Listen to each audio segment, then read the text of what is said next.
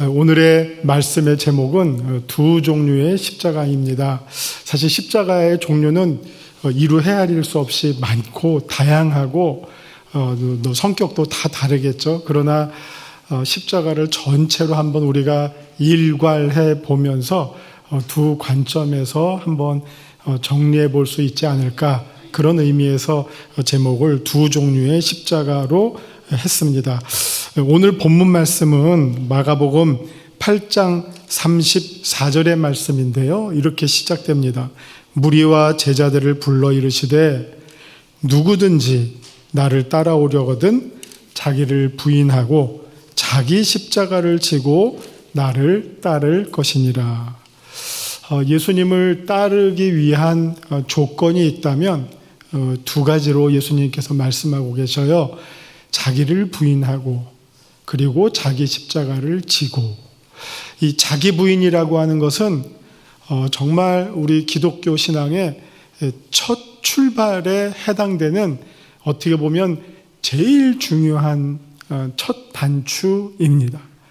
만약 자기 부인 없이 예수님을 따르면 어떻게 되죠? 자리를 가지고 다투었던 제자들의 모습이 되겠죠. 예수님을 따르는 것이 자기를 부인하고 따르느냐, 아니면 자기를 계속 강화시키면서 따르느냐, 이거는 신앙의 모습이 참 신앙이 되느냐 거짓 신앙이 되느냐 분기점이 되는 것입니다.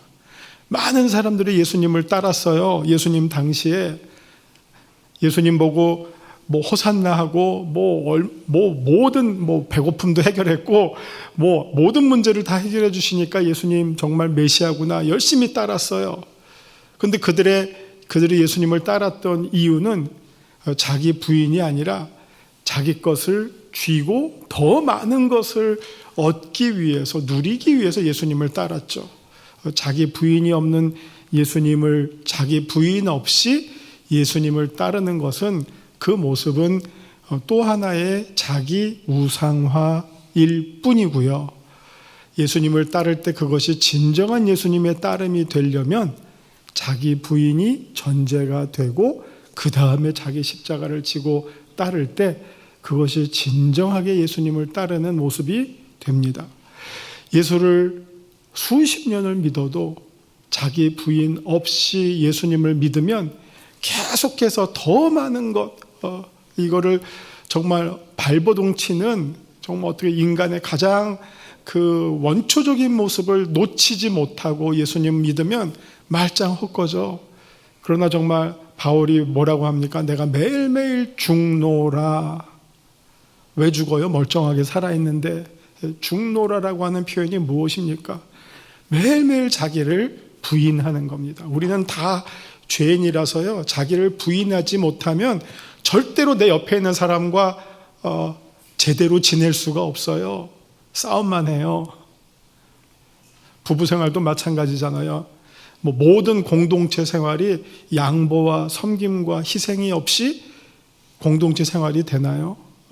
모든 모임의 전제 조건이 자기를 낮출 때, 자기를 양보하고 자기를 포기할 때 진정하게 자기가 살고 우리 모두가 살게 되는 것이죠. 그래서 예수님도 예수님을 따르는 사람의 첫 번째 조건으로 자기 부인을 요구하시고 명령하셨어요. 그리고 그 다음에 자기 십자가를 지고 따르라. 이 두 가지는 사실 우리가 신앙생활하면서 꼭 기억해야 할 가장, 어떻게 보면 기본적인 첫 번째 모습이라고 생각이 됩니다. 근데 오늘의 말씀은 이 가운데 자기 십자가를 지는 부분에 대해서 조금 더 초점을 두고 말씀을 나누려고 합니다. 이 예수님의 이 부르심, 무리들과 제자들에게 이렇게 말씀하셨고, 누구든지, 그러니까 모든 사람에게 주시는 말씀이에요. 이건 특별한 소수의 종교 엘리트를 향해서 주신 말씀이 아니라 여기 계신 모든 사람들에게, 누구에게나 주신 말씀입니다. 이 말씀을 접하고 그의 삶이 바뀐 사람이 있죠. 많은 사람이 있는데 오늘 소개해드릴 사람이 바로 사도 바울입니다. 사도 바울이 갈라디아서 6장 14절에서 예수 그리스도의 십자가 외에는 내가 자랑할 것이 없다라고 말했어요. 바울의 신학을 우리가 한마디로 표현한다면 어떻게 보면 십자가의 신학이에요. 바울의 신학뿐만 아니라 루터의 신학도 마찬가지고요. 모든 어떤 신학자와의 신학이 올바르냐 아니면 잘못됐느냐 판가름하는 모든 기준은 그 신학이 십자가와 맞느냐, 십자가의 정신, 십자가의 가르침, 십자가의 삶과 일치하느냐, 일치하지 않느냐, 그것에 따라서 나뉘어집니다. 그래서 바울의 삶도 십자가로 표현할 수 있고 루터의 삶도 십자가로 표현할 수 있고 어느 그리스도인의 삶이라 하더라도 그 사람의 일생을 십자가로 정리할 수 있으면 그 사람은 최고의 성공적인 신앙인의 삶을 살았다라고 말할 수 있게 되는 것이죠. 한번 바울의 삶을 한번 십자가로 한번 쭉 일괄해서 정리를 해보도록 하겠습니다. 먼저 바울의 회심이 등장하는 사도행전 9장이 있습니다. 사도행전 28장 가운데 어떻게 보면 9장이 이제 바울의 회심이고 그 이어서 베드로가 나오고 뒷부분 중간 이후부터는 바울의 사역이 쭉 이어지게 되잖아요. 근데 사도행전 9장은 바울의 회심을 소개해 주고 있는 아주 중요한 본문입니다. 그 9장에 바울의 회심의 장면 가운데 다메섹으로 그리스도인들을 핍박하러 가던 중에 도중에서 빛을 체험하면서 꼬꾸라집니다. 어떻게 보면 뜻밖의 사건을 만난 것이죠. 그때 당시에 있었던 일들이 저렇게 기록되어 있습니다. 너무 눈이 부셔서 그냥 땅에 꼬꾸라지고 맙니다. 그 빛이 너무 강렬해서 서 있을 수가 없어서 기절을 시킬 정도의 강력한 빛이 임했겠죠. 그래서 쓰러지고 맙니다. 그리고 눈이 멀었잖아요, 바울이. 땅에 엎드려져 들음에 소리가 있어서 이르시되 이런 음성이 들렸습니다. 사울아, 사울아, 내가 어찌하여 나를 박해하느냐 하는 음성이 눈먼 바울의 귓전에 들렸어요. 도대체 이게 무슨 소리지? 내가 누구를 핍박한다고? 그러자 이제 바울이 이렇게 대답합니다. 주여, 누구십니까? 이렇게 물어요. 도대체 이런 말씀을 하시는 분이 누구십니까? 물으니까 예수님께서 답하시기를 나는 내가 박해하는 예수다. 회심 전에 바울의 삶은 박해자였어요. 그리스도인을 박해하는 것. 그래서 스데반 순교 장면에 바울이 어떤 역할을 합니까? 모든 증인들의 대표자 역할을 합니다. 누구보다도 앞장서서 그리스도인들을 박해하는데 제일 열심을 냈던 사람이 바울 이전에 사울이었죠. 그 사울이 예수님을 만났을 때 내가 나를 박해한다. 이 말을 우리가 십자가로 표현하면 회심 전에 바울은 열심히 그리스도와 그리스도인들을 십자가에 못 박았던 그런 자였다. 이렇게 표현할 수 있습니다. 자, 그런데 지금 예수님을 이렇게 뜻밖의 만났어요. 그 다음에 어떻게 됩니까? 바울의 삶이 십자가를 향해서 변화가 됩니다. 다음 해야죠. 세 번째인데. 그렇죠. 자, 바울의 삶이 십자가를 향해서 이제 십자가를 믿게 되었다는 거죠. 믿는 십자가. 고린도전서 1장 18절을 보시면 우리 한번 같이 읽어볼까요? 이거 다 한 절이니까 시작. 십자가의 도가 멸망하는 자들에게는 미련한 것이요 구원을 받는 우리에게는 하나님의 능력이라. 회심 전에 바울은 십자가는 저주의 상징이었어요. 가장 부끄럽고 버림받은 하나의 상징이었어요. 그러나 부활하신 예수님을 만난 다음에 그 십자가를 향해서 바울의 생각과 관점이 바뀌게 됐어요. 이게 하나님의 능력이 십자가로부터 나왔다. 나는 예수 그리스도가 십자가에서 그냥 죽고 끝나는 줄 알았는데 십자가에서 돌아가신 예수님이 살아나셨다. 하나님이 다시 살리셨다. 오히려 이 십자가는 부활로 이어지는 모든 인류를 구원하시는 하나님의 능력이 나타난 놀라운 사건이구나 하는 사실을 바울이 깨닫게 된 겁니다. 그래서 저주로부터 이제 십자가를 믿고 자랑하는 사람이 되었어요. 자, 그 다음 보시죠. 근데 그 바울의 경험은 단순히 십자가를 믿는 걸로 끝난 게 아니라 저기서 갈라디아서 2장 20절 많은 우리 그리스도인들이 좋아하는 본문 가운데 하나입니다. 어떻게 됐다고 바울이 고백합니까? 내가 이제 그리스도와 함께 십자가에 못 박혔다. 전에는 못 박았어요. 근데 이제는 자기 자신을 어떻게 표현합니까? 나는 이제는 그리스도와 함께 십자가에 못 박힌 자가 되었다. 저는 이게 어떻게 보면 자기 부인을 가장 극적으로 표현한 내용이에요. 무엇이 부인이 됩니까? 나의 옛사람, 세상을 향해서 살았던 나의 죄인된 모습, 그런 내가 이제 못 박혔다. 이거 죽었다라는 거예요. 사망 선고. 나 이제 옛사람 끝, 죄인으로서의 바울 끝. 이제 나에게 새로운 삶이 십자가에 못 박힘 전후로 바뀌어지게 되었다 하는 그런 자기 고백이죠. 자기의 철저한 부인을 저렇게 고백하고 있습니다. 자, 그 다음에요. 전하는 십자가입니다. 십자가를 믿게 되었고요. 내가 십자가에 못 박히게 되었다. 그리고 이제 한 걸음 나아가서 이제 십자가를 전하게 됩니다. 십자가가 무엇이라고 말하고 있습니까? 2절이니까 이것도 한번 읽어보겠습니다. 23절부터 시작. 우리는 십자가에 못 박힌 그리스도를 전하니 유대인에게는 거리끼는 것이요 이방인에게는 미련한 것이로되 오직 부르심을 받은 자들에게는 유대인이나 헬라인이나 그리스도는 하나님의 능력이요 하나님의 지혜다. 이제 십자가를 전하게 됩니다. 헬라인들에게 미련하게 보일지만 이게 진짜 하나님의 지혜야. 유대인들에게 부끄러울 것처럼 보이지만 이게 진짜 하나님의 능력이고 표적이야. 표적을 구하는 유대인들에게, 뭐 증거 있어 하는 사람들에게 이게 정말 하나님의 능력이야 라고 십자가를 자랑하고 전하게 되었다는 겁니다. 여기서 이제 어떻게 보면 바울의 삶을 우리가 한 관점으로 바라볼 수 있게 되지 않습니까? 근데 바울에게는 이건 말고 또 하나의 특별한 십자가가 있었습니다. 그 다음 보세요. 견디는 십자가입니다. 저거는 읽을 수가 없어요. 제가 제 눈으로 7, 8, 90이 글자가 작아서 안 보입니다. 저거 그냥 제가 내용을 요약해서 설명해 드릴게요. 견디는 십자가가 있는데요. 여러분 아시는 것처럼 바울은 소위 육체에 가시가 있었다고 해요. 뭐 이렇게 생선 먹다가 목에 가시가 걸린 게 아니라 정말 끊임없이 자기를 괴롭히는 풀릴 수 없는, 해결할 수 없는 자기의 어떻게 보면 한계, 자기를 끊임없이 좌절시키고 어떻게 보면 옥죄는 그런 아픔이 있었어요. 그걸 바울은 자기의 육체의 가시라고 표현하고 있어요. 그게 뭐 신학자들 사이에 여러 가지 말이 있지만 뭔지 모르겠는데 그냥 구체적으로 말하면 아마 이런 내용일 것 같아요.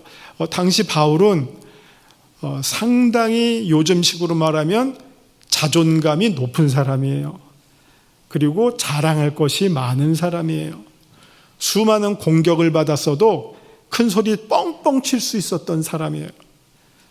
나만큼 학식이 있는 사람 나와봐. 나만큼 학식 높은 거는 둘째 치고요. 그 다음이 더 중요하죠. 나만큼 예수님을 위해서 고난당한 경험이 많은 사람이 있으면 나와 봐. 없어요. 그만한 사람이 없어요. 그만큼 어떻게 보면 자신감으로 요즘 말로 뿜뿜 최고인 사람이었어요. 그런데 이 세상 참 사람은 참 다양하죠. 그렇게 자존감 높고 자신감이 넘쳐도 열등감이 있었어요. 자기를 끊임없이 좌절시키고 초라하게 만드는 그 아픔이 있었어요. 그것 때문에 아마 사역에 있어서도 지장이 있었을 것이라고 생각해요. 막 사람들이 높이고 인정하고 막 찬사가 쏟아지는데 우리가 성경에는 안 나오지만 그러나 어떤 부분에서는 저게 뭐야? 저렇게 위대하고 잘난 사람이 저런 모습이 있어? 저거 바울 맞아?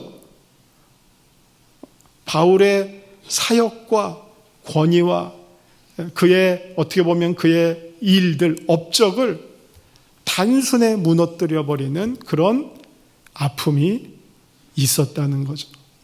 그래서 바울은 그거를 풀고 싶어서 하나님 앞에 3번 기도했다고 해요. 3번. 이 3번은 우리가 식기도 하루에 3번 하는 그런 3번은 아니라고 생각해요. 이건 정말 목숨 내놓고 하는 처절한 기도 3번. 하나님, 이거 풀어주시지 않으면 저 사역 못합니다. 이거 저뿐만 아니라 아마 기도 내용이 아마 뻔해. 이거 저뿐만 아니라 이렇게 하시면 하나님 영광 가리는 거예요. 하나님께 협박도 했을 거예요. 할 수 있는 말 다 했을 거예요. 안 해주시면 안 돼요. 안 해주시면 나 안 할 거예요. 뭐 하여튼 별난 얘기 다 하면서 하나님께 정말 자기의 애간장을 다 쏟아서 기도했을 거예요. 요즘식으로 말하면 40일 금식 3번 정도 했을 것 같아요. 그런데 결과는 어떻습니까? 저기 보시면 하나님이 응답하시기를 뭐 들어주시고 하신 게 아니에요. 그냥 그대로 놔두시면서 내 은혜가 내게 족하다. 약함 가운데 강한 것이 드러난다. 바울의 기도를 글자 그대로 들어주시지는 않았어요. 그런데 바울은 하나님의 이 응답을 받고 위로를 받고 힘을 얻게 됐고요. 이 아픔은 내가 어때야 되는 거예요? 평생 견뎌야 하는 십자가구나. 그거를 깨달았어요. 그 다음부터는 이 문제를 가지고 하나님께 기도하지 않아요. 그냥 끝까지 견딜 따름이고, 그런데 이제 오히려 이런 바울이 이 육체의 가시를 견뎠다는 것 누구와 똑같습니까? 예수님이 십자가의 고난을 끝까지 견디셨다는 것. 하나님께서 아들을 우리에게 주심으로 아들이 당하는 그 고통을 아버지도 똑같이 경험하셨다는 것. 사실 그렇게 보면 우리 기독교의 이 복음의 핵심 가운데 고난의 문제가 아주 중심에 자리 잡고 있어요. 우리는 고난을 모르는 기독교 종교가 아니에요.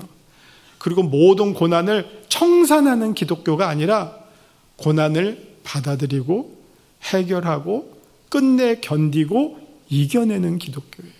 그 이긴다는 것이 없어져서 이기는 게 아니라 놔두고 이기는 것.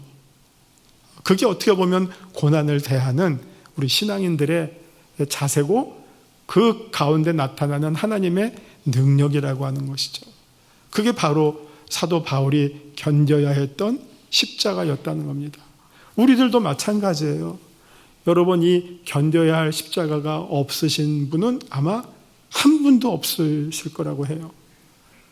제가 아주 인상에 남는 장면이 뭐냐면, 옛날에 김충현 목사님 설교하실 때 뭐 하여튼 누구랑 하나도 갈등이 없는 사람은 손들어 보시라고 하니까 옛날에 우리 어떤 안수 집사님 한 분만 손들었어요. 근데 그분은 정말 처음부터 끝까지 온화하신 분이었어요. 그래서 저분은 저럴 수 있겠다. 그냥 늘 웃으시고 그냥 뭐 세상이 무너져도 그냥 온유하신 그런 분이었기 때문에 공감이 갔지만, 보통 사람들은 고난이 없고 갈등이 없고 아픔이 없고 그런 사람은 사실은 없어요. 인생이라고 하는 게 그렇게 만만치가 않고, 그리고 많은 고난 중에 어떤 것들은 우리가 풀리는 경우가 있지만, 또 어떤 것들은 끝내 해결할 수 없는 운명과 같은 고난도 있어요. 그거 어떻게 합니까? 견뎌야죠. 그리고 그 견디는 가운데 하나님께서 주시는 위로와 도움을 우리가 누리고 감사함으로 우리가 받아들이는 것이지, 모든 고난이 다 해결되는 건 아니에요. 뭐 시험 보면 다 합격하고 뭐 맨날 승진하고 병나면 다 낫고 그런 건 아니잖아요.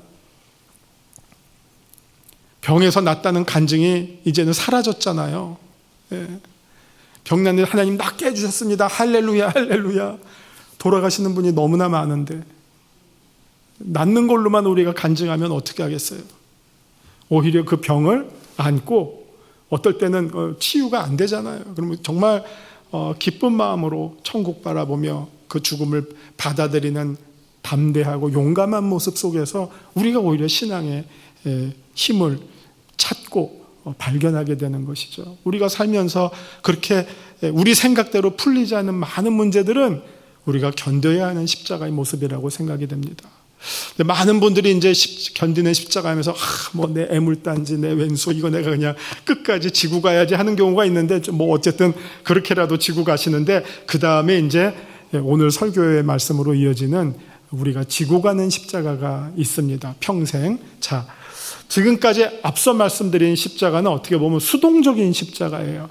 그냥 뭐 믿고 전하고 견디고 하는 십자가인데, 지금 지고 가는 십자가부터는 매우 적극적이고 능동적인 십자가를 우리가 말하게 됩니다. 예수님께서 자기를 부인하고는 어떻게 보면 약간 수동적인 면이 있다면, 자기 십자가를 지고 나를 따르라, 이거는 매우 적극적이고 능동적인 명령이고요. 그 십자가가 사실은 누구든지 무리와 제자들에게 주신 주님의 명령이다 하는 것입니다. 다음이요. 그래서 바울에게는 이런 지고 가는, 평생 지고 가는 십자가가 있었습니다. 베드로는 사도 가운데 특별히 유대인들을 위한 오늘 찬양, 이게 농담입니다. 오늘 찬양처럼 할례 받은 자를 위한 찬양 사도로 이제 베드로가 쓰임을 받았다면, 바울은 어떤 사도였습니까? 이방인을 위한 사도. 저기 나오잖아요. 이방인의 사도로 삼으셨다. 이 십자가를 바울은 주님으로부터 받았어요.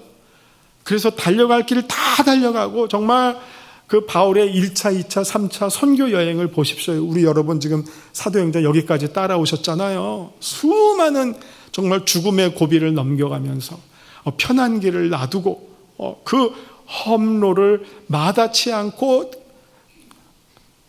끝까지 갔던, 그게 무슨 이유입니까? 주님으로부터 받은 자기 십자가를 평생 열심히 지고 갔던 그 바울의 모습을 우리가 보게 됩니다.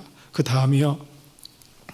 자, 그래서 우리가 마지막 순간에 주님께서 우리가 지고 갔던 십자가를 가지고 주님께서 우리를 이렇게 보시고 판단하실 거다 하는 거죠. 내가 달려갈 길을 다 달려간 다음에 싸울 거 다 싸우고 이런 정말 선한 싸움을 다 싸웠다. 그러면 그 다음에 무엇이 기다립니까? 주님으로부터 의의 면류관이 우리를 기다리고 있다 하는 바울의 고백이 되겠습니다. 자, 그 다음이요. 근데 우리가 지고 가는 십자가를 말하면 너무 또 거창하게만 생각해서 제가 이 말씀을 드리려고 합니다. 중세시대 어느 수도원에서 어느 한 수사가 이제 임종을 맞이하게 됐습니다.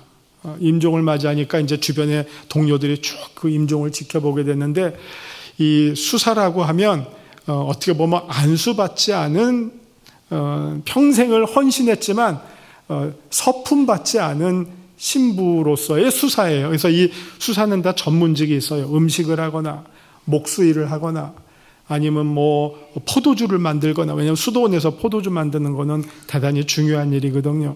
포도주를 만들거나 뭐 여러 가지 일들을 하는 전문직 그 담당 수사들이 있는데, 이 수사는 평생 옷을 만들고 옷을 고치는 일을 했어요. 그래서 이 수사가 이제 임종을 합니다. 그러면서 죽기 전에 동료들에게 이렇게 부탁을 합니다. 나에게 천국의 열쇠를 가져다 주세요. 이렇게 부탁을 합니다. 천국의 열쇠. 그러니까 이 말을 들으니까 옆에 있던 수사가 얼른 가서 십자가를 가져다 줬어요. 십자가, 이렇게 손에 쥘 수 있는 십자가를 가져다 주니까 이 수사가 아닙니다, 그거 말고요 했어요. 그럼 도대체 뭘 갖다 줄까 했을 때, 이 수사와 가장 가까웠던 한 다른 수사가 딱 번뜩이는 게 있어서 얼른 가서 그가 평생 썼던 바늘을 가지고 왔어요. 바늘을 가지고 와서 그의 손에 움켜주자 그가 그 바늘을 쥐고 편안하게 내 영혼을 주님께 맡깁니다 하고 천국으로 갔다는 겁니다. 자, 그럼 이 예화가 무엇을 말합니까? 우리의 주님께서 우리에게 각자 주신 십자가들이 있어요. 누구는 그거 잠깐 질 수도 있지만 대부분은 그 십자가가 평생 이어지게 되죠. 그것이 교회 안에서의 일만 말하지는 않고요. 교회뿐만 아니라 나의 직업, 내가 가정에서 어머니로서, 아내로서, 살림하는 주부로서의 일도 어떻게 보면 평생 지고 가는 가장 중요한 십자가죠. 그 십자가보다 더 중요한 게 어디 있겠습니까? 또 가장으로서의 십자가 있습니다. 또 전문직, 내가 직장 생활할 때 전문직으로서의 십자가 있습니다. 또 우리 각자 은사로서의 십자가도 있어요. 그 은사를 평생 발휘하게 되죠. 우리 이분도, 저분 이혜연 집사님도 어렸을 때부터 피아노 치기 시작해서 죽도록 피아노 치실 거 아니에요? 여기 유 집사님도 마찬가지고, 예, 평생 이 일을 하실 거 아니에요? 그게 이분들의 십자가 아닙니까? 예, 십자가가 멀리 있는 게 아니라 자기가 갖고 있는 은사, 재능, 직업, 영역, 그게 우리 모두의 십자가입니다. 그 십자가를 내가 주님으로부터 받은 사명이라고 생각하고 끝까지 그 일을 잘 감당하면 아까 바울이 말한 것처럼 의의 면류관이 우리를 기다리고 있다. 주님으로부터 잘했다, 충성스러운 종이라고 우리 모두가 칭찬받게 될 것입니다. 이제 한번 정리해 보겠습니다. 자, 오늘 제목이 두 종류의 십자가, 두 개의 십자가입니다. 첫째는요, 우리가 믿어야 할 십자가가 있죠. 우리가 이 십자가를 믿어야지 우리가 그리스도인으로 시작하는 것이죠. 우리가 오늘 설교 전후에 찬양을 불렀습니다. 설교 전 찬양은 우리가 십자가 그늘 밑에, 이건 우리가 믿어야 할 십자가예요. 그다음에 설교 후에 부를 찬양, 십자가를 내가 지고 주를 따라가도다, 우리가 지고 가야 할 십자가입니다. 두 종류의 십자가가 있어요. 우리는 믿는 십자가만 맨날 주목하고 강조했는데 그것만이 아니에요. 우리가 지고 가야 할 십자가가 있어요. 오늘 마가복음 8장 34절에서 보셨잖아요. 무리와 제자들에게 누구든지 나를 따라오려면 자기를 부인하고 자기 십자가를 지고예요. 자기를 부인하는 데 해당하는 것이 우리가 믿어야 할 십자가라면 자기 십자가를 지고 그리스도를 나를 따를지니라. 우리가 지고 가야 할 십자가가 있다는 겁니다. 다시 한번 이거를 이렇게 표현할게요. 다음이요. 자, 우리가 믿는 십자가는 우리가 봐야 할 십자가예요. 우리의 시선을 눈을 들어 주를 보라 하는 거 있잖아요. 예. 늘 우리가 십자가를 바라보면서 우리의 삶의 좌표를 정해야 돼요. 내가 십자가에서 떠나 있느냐, 가까이 있느냐, 십자가를 잊었느냐, 기억하고 있느냐. 늘 우리의 초점이 마치 항해하는 사람이 북극성이 망고불변의 기준점이 되듯이 우리 인생의 기준점이 우리가 봐야 할 십자가라는 겁니다. 그런데 또 하나의 십자가가 있는데 이번에는 어떤 십자가죠? 주님이 보시는 십자가예요. 내가 십자가를 바라봐야 하지만 이번에는 주님께서 내가 지고 간 십자가를 보세요. 너 어떻게 살았어? 너 어떻게 평생 예수 믿었어? 너 어떻게 마가복음 8장 34절을 지켰어? 주님께서 보실 거예요. 그리고 물으실 거예요.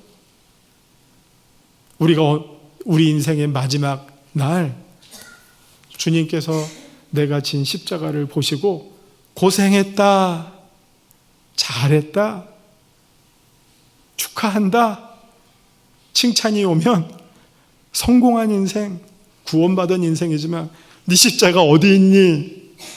막 십자가를 찾으신다면 그렇게 불쌍한 인생이 어디 있겠습니까? 힘들어서 다 벗어버렸어요. 그럼 너는 날로 먹으려고 하니? 아마 그러실 거예요. 맨몸으로 왔니? 자, 여러분, 우리가 지고 갈 십자가 뭐 그렇게 거창하고 대단한 거 아닙니다. 목사님들만 십자가 지는 거 아니에요. 우리 모두가 각자에게 주어진 크고 작은 십자가를 열심히 지고 가야 됩니다. 그렇게 지고 간 성도들에게 마지막에 주님으로부터 잘했다, 충성된 종아, 작은 일에 충성을 했기 때문에 내가 이제 너에게 큰 상을 주리라. 이 주님의 말씀이 여러분들을 기다리고 있을 줄 믿습니다. 기도하시겠습니다. 하나님, 우리가 주님을 따를 때 정말 우리가 바라보고 믿어야 할 십자가가 있지만 또한 평생 주님께서 우리에게 맡겨주신 십자가가 또한 있습니다. 그 십자가를 최선을 다해서 감사함으로 지고 주님 앞에 서는 그날까지 담대한 우리의 삶을 이어나갈 수 있는 그런 모든 영세 성도님들 되게 하여 주옵소서. 예수님 이름으로 기도합니다. 아멘.